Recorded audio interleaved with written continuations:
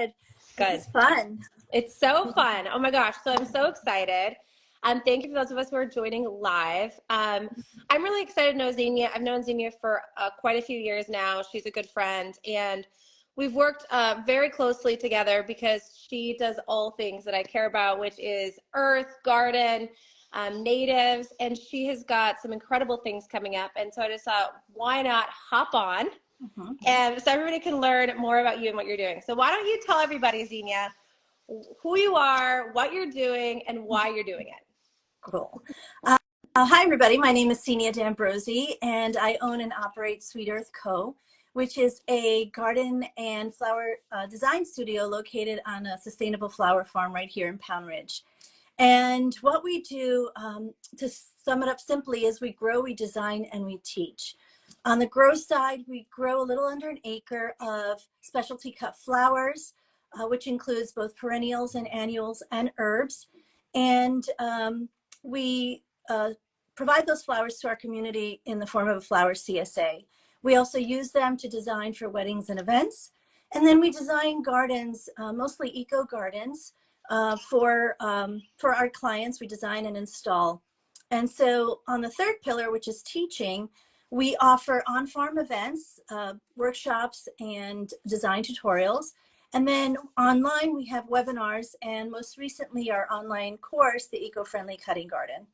And I just love all things flowers and having my hands in the soil. And I really, truly believe that flowers, and I've witnessed it for myself, flowers have the power to bring joy, inspiration, and healing. And that's why I do what I do. And I absolutely love it.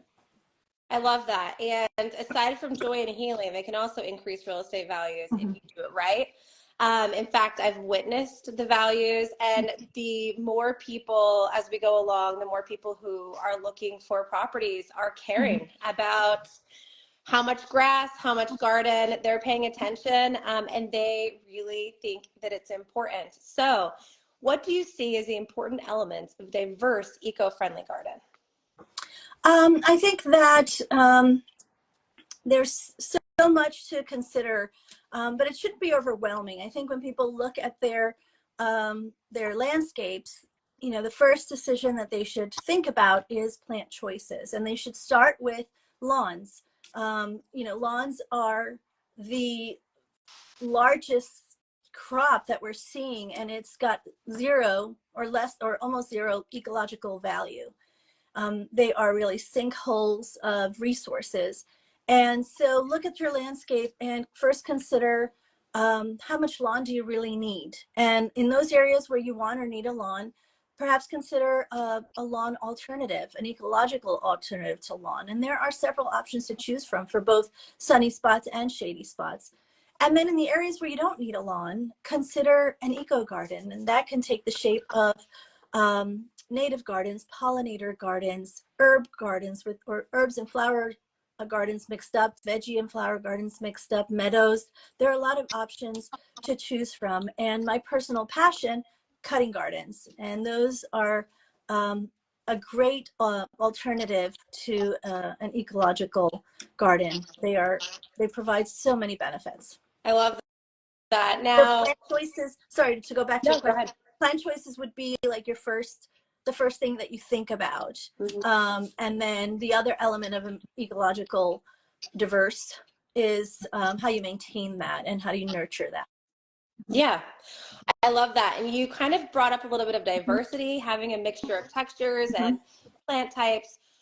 When we think about what we're doing with a garden, a lot of people in our area don't feel like that's attainable because of all the shade they have from trees. We have a lot of trees up here in the northern part of Westchester and even into Putnam County. So what can we do? Is a cutting garden even an option for us? Like, you know, tell us, because a lot of people just kind of give up. So what about us?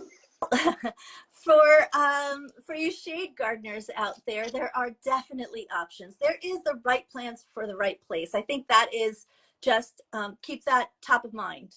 Every little bit helps is number one, and the right plants for the right place. So for shade gardens, for cutting gardens that have sun, ideally 6 to 8 hours of sun a day. But for those that don't have that, there are plants out there that thrive in 4 to 6 hours of sun. either morning sun or afternoon sun. You observe your sun exposure and where it comes in.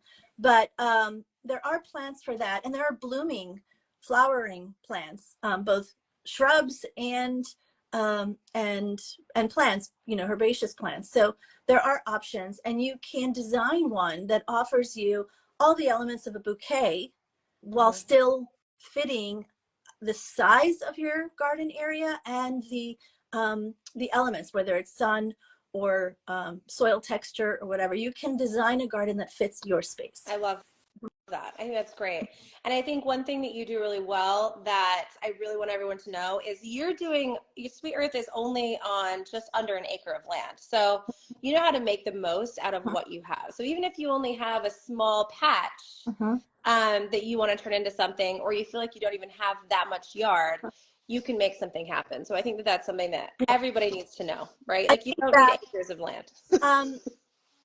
A small patch is great. I think a 3x10 area can get you all the flowers you need to create a bouquet every week for the entire season.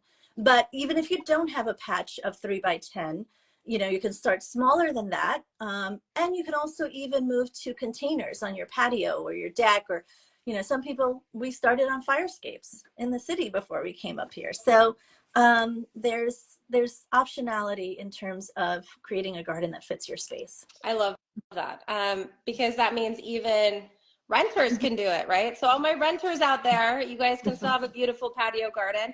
And I think that one thing that makes you unique and your course unique for me is that you just figure out a way to make it happen, right? That's kind of one of the things that really sets you apart in my mind.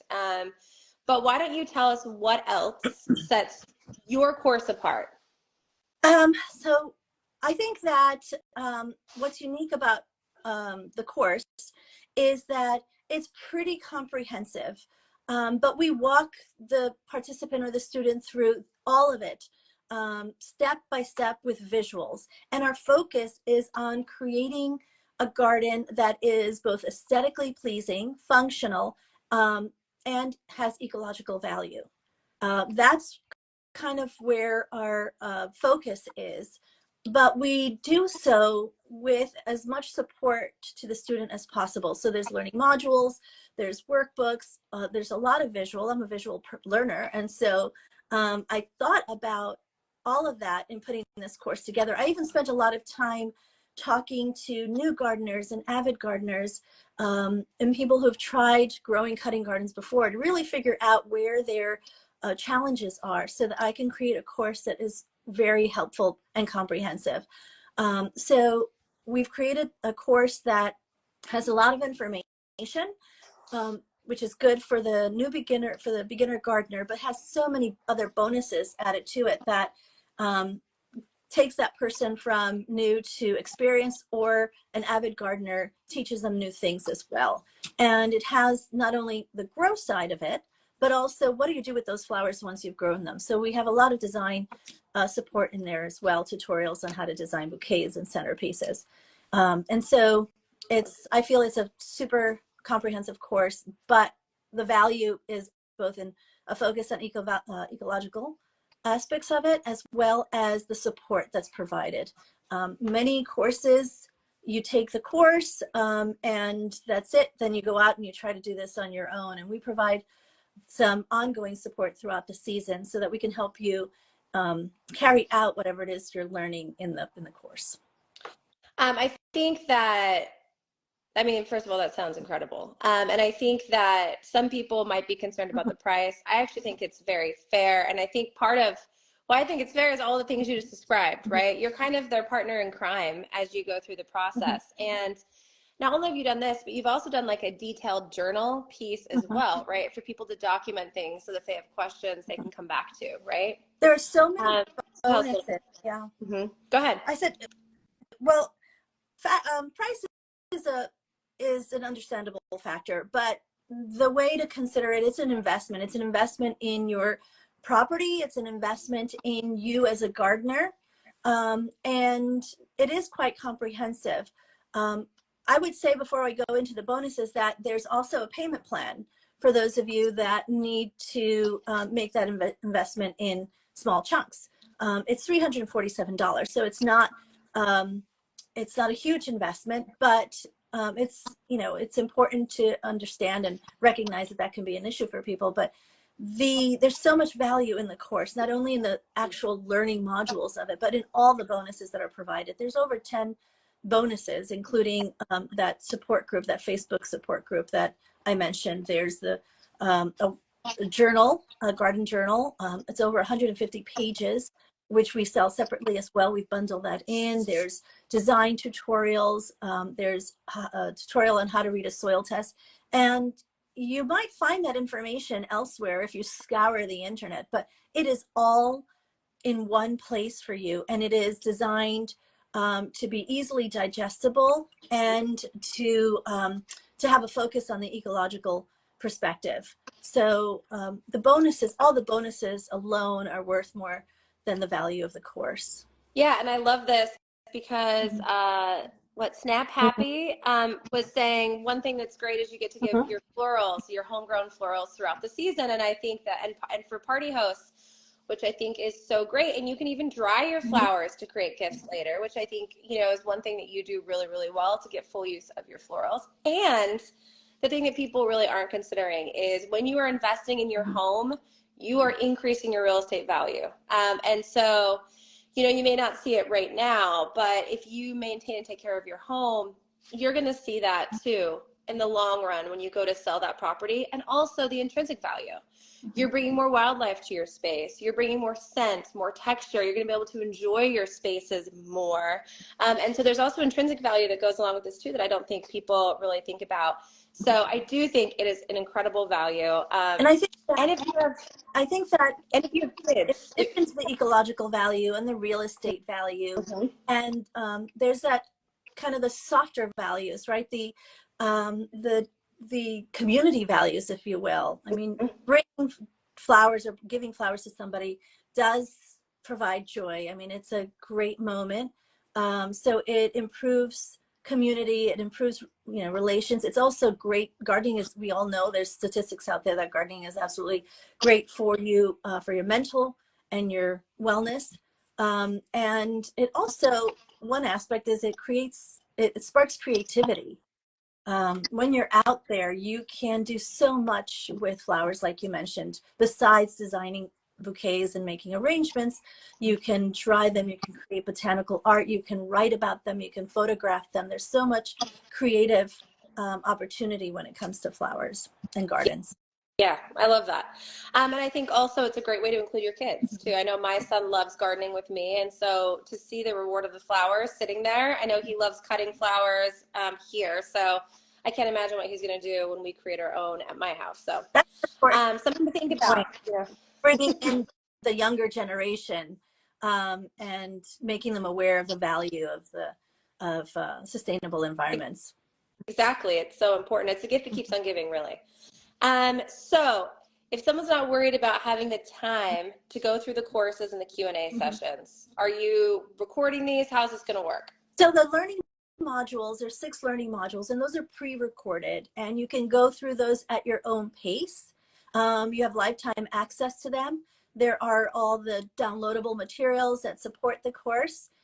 We also provide live Q&A sessions. There's 3 live Q&A sessions that are part of the course spaced out, as well as, so you can get your questions answered in real time. But past that, we offer this student-only Facebook group where you can come back throughout the season and ask any questions that you might have, either about the material or what you're experiencing firsthand as you're trying to grow your garden. And then I would be popping in there from time to time throughout the season to kind of remind you and support you on things that you can be looking for or doing at the moment. I love that. I love that. And then before we end, I would also like to talk a little bit about, you know, gardens beyond ecology and real estate. We kind of did it a little bit, but is there anything you want to add to that? Because we've both been healed by the earth in our own ways. I know you especially. Do you want to tell everybody a little bit about one of the things that brought you to flowers? Because I think that's pretty powerful. Well, yes. So, you know, and it's something that's taken me a long time to be able to talk about, but I wasn't always a gardener or a flower farmer. I was actually in the corporate finance world, and I came to the realization that a change needs to be happen when I was given a cancer diagnosis. And during my treatments and my time in trying to get through that, I turned to growing my own food and growing my own herbs. I really focus on herbs to help support my immune system. But I also spent some time volunteering at gardens, and I found that having my hands in the soil really brought healing. It was a time to really kind of process what was going on, but that tactile connection to the soil and really learning about how the soil can heal you was very powerful, and it was life-changing. And so I made the leap from corporate America to full-time gardener and flower farmer, and I haven't looked back. I love that. Okay, just to wrap everything up in a bow for everyone. So I think one of the biggest things, like we talked about earlier, it's just the space and how your yard is, like the composition of your yard. You don't need a lot of space. You need 3 by 10 feet. That's it, right? And you can even do a patio garden. So we can do shade, like, well, most like partially shade or shaded areas, full sun. You can kind of do it all. It really depends on what your yard and your space looks like, but there's always an option, right? There's considering your location, your space, the soil that you have to work with, all of those planning considerations, and then selecting the plants that are appropriate for that. And then nurturing them along the way and maintaining them so that you can have something to cut all season long and create bouquets. I love that. I can't wait for the course, and I think everyone should be signing up. This is kind of a no-brainer. I'm going to be doing it with my son, so we'll see how that goes. I'll be doing the course. He won't be doing the course. He'll just be doing the gardening part. Right. So the Eco-Friendly Cutting Garden registration closes Monday, February 19th. And then that's when we start providing the learning modules to everybody and scheduling the live Q&As after that. So we really have just a couple more days for people to take a look at the course and see if it's right for them. I really hope that they join us, and inside the program, there's so much information and so much value there. And I just want to share it with everybody. I love that. I can't wait. And I can't wait to check back in with everybody when this is all done and see what everybody's created. It's incredible. You're inspiring. Thank you so much for taking the time. Thank you. I appreciate our chat today. Now, hopefully everyone can go out and enjoy some sunshine today. Fingers crossed. Take care. Take care. Bye-bye. Bye.